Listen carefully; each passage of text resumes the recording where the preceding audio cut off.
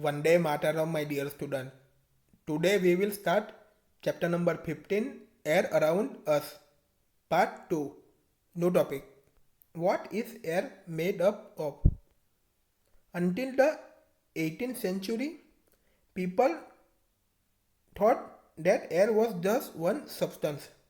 तो 18th century के लोग क्या सोचते थे कि एयर जो है वो वन सब्सटेंस से बनी हुई है, एक पदार्थ से बनी हुई है.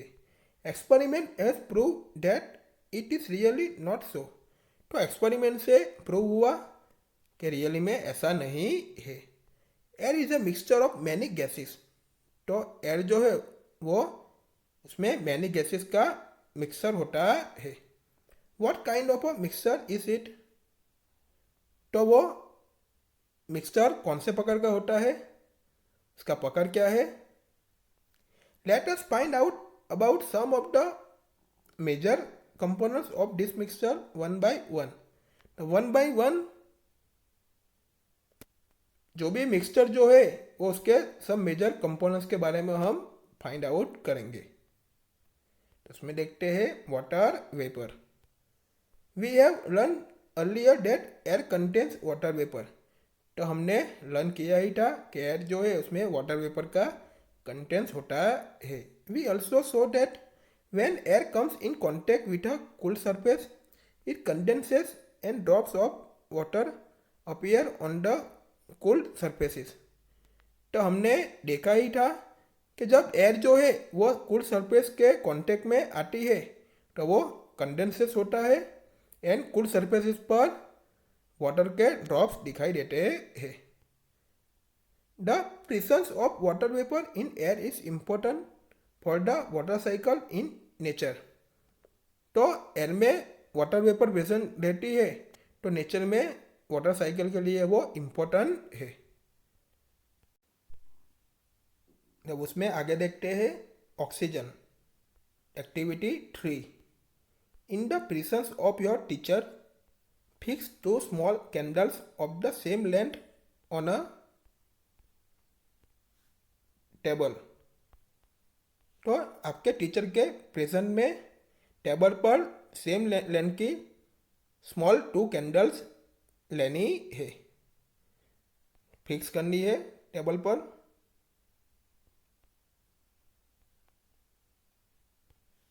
Light both the candles. दोनों कैंडल्स को जलाना है.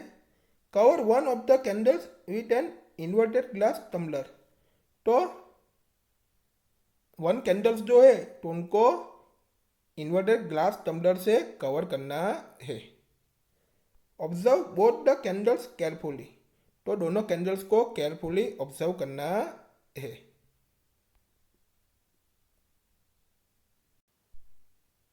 All the student look at the figure 15.6.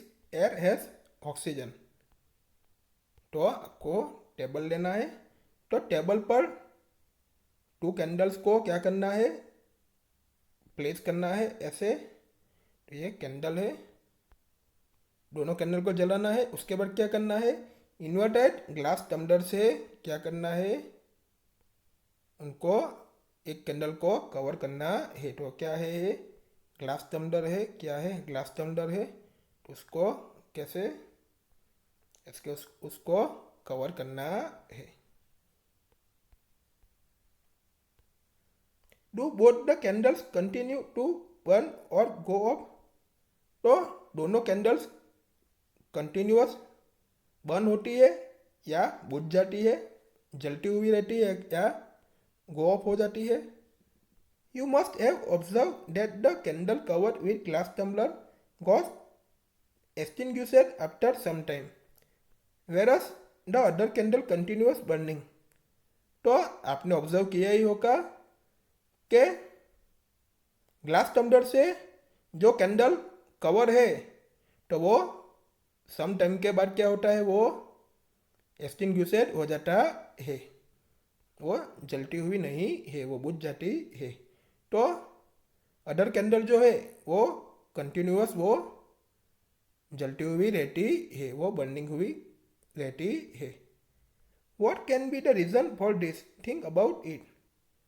तो उसके पीछे रीज़न क्या है तो वो आपको सोचना है. It seems that the candle got extinguished because the component inside of the glass tumbler which supports burning is limited. तो क्या है उसका रीज़न?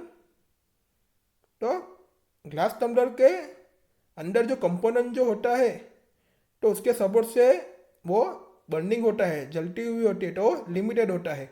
तो इसलिए वो कैंडल थोड़े टाइम के बाद क्या हो जाता है, वो एक्सटिंग्विशेड हो जाता है, बुझ जाती है.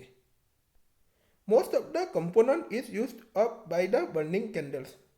तो मोस्ट ऑफ द कंपोनेंट्स में बर्निंग कैंडल्स के द्वारा यूज होता है.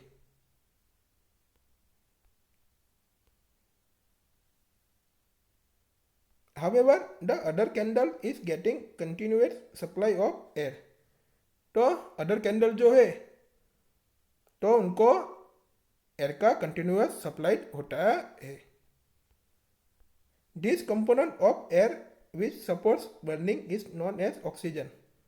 तो ये एयर का जो कंपोनेंट जो होता है तो उसमें बर्निंग करने के लिए सपोर्ट होता है, तो उसको क्या कहते हैं, ऑक्सीजन कहते हैं. तो एयर में तो ऑक्सीजन होता ही है, तो वो एयर का जो कंपोनेंट होता है तो उससे क्या होता है, बर्निंग करने के लिए, जलने के लिए उसको सपोर्ट मिलता है, तो उसको क्या कहते हैं, ऑक्सीजन कहते हैं. तो इसलिए एयर एज ऑक्सीजन कहते हैं. अब उसमें हम आगे देखेंगे nitrogen. In activity 3, did you observe that air is still present in the glass bottle even after the candle blew out. तो एक्टिविटी 3 में आपने ऑब्जर्व किया ही होगा कि एयर जो है वो कैंडल को ब्ले आउट करने के बाद भी ग्लास बॉटल में वो प्रेजेंट होती है. This indicates the presence of some component in the air which does not support burning. तो वो क्या इंडिकेट करता है कि एयर में सम कंपोनेंट प्रेजेंट होते हैं, तो वो बर्निंग करने के लिए सपोर्ट नहीं करते. The major part of air which does not support burning candle is nitrogen. तो एयर का मेजर पार्ट नाइट्रोजन है, तो कैंडल को बर्निंग करने के लिए वो सपोर्ट नहीं करता. अब उसमें आगे देखेंगे carbon dioxide. In a close room, if there is some material that is burning, you may get suffocation. तो क्लोज रूम में सम मटेरियल जलता हुआ होता है तो आपको क्या होता है, सफोकेशन होता है. This is due to excess of carbon dioxide that may be accumulating in room as the burning continuous. कि जब कंटिन्यूअस बर्निंग होता है तो उनकी वजह से क्या होता है, रूम में कार्बन डाइऑक्साइड ज़्यादा हो जाता है, कार्बन डाइऑक्साइड का प्रमाण बढ़ जाता है. Carbon dioxide makes up small component of the air around us. तो कार्बन डाइऑक्साइड जो है वो हमारे अराउंड एयर का स्मॉल कंपोनेंट है. Plants and animals consume oxygen for respiration and produce carbon dioxide. तो प्लांट्स एंड एनिमल्स जो है वो रेस्पिरेशन में ऑक्सीजन का यूज़ करते हैं एंड कार्बन डाइऑक्साइड प्रोड्यूस करते हैं. Plant and animal matter also consumes oxygen on burning and produce mainly carbon dioxide and a few others gases.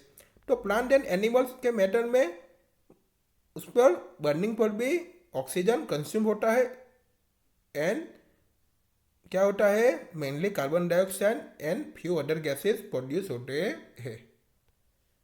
It is advisable not to burn dry leaves and discarded remains of the crop which pollute our surroundings.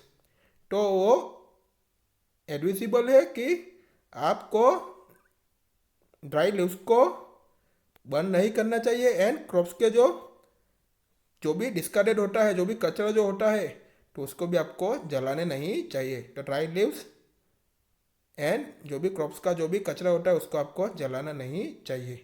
तो उससे क्या होता है, हमारे surrounding pollute होता है, हमारे atmosphere भी पॉल्यूट होता है। We will met in next video.